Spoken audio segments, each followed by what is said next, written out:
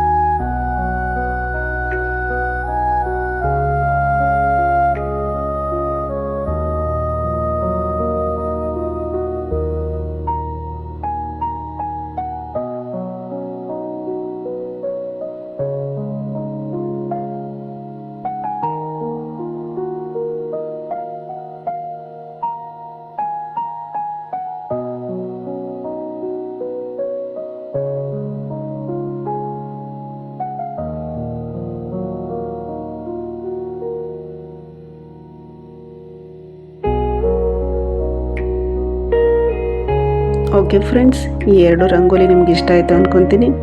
ಮತ್ತೆ ನಾಳೆ ಸಿಗ್ತೀನಿ. ಅಲ್ಲಿವರೆಗೂ ಬಿ ಸೇಫ್. ಬಾಯ್.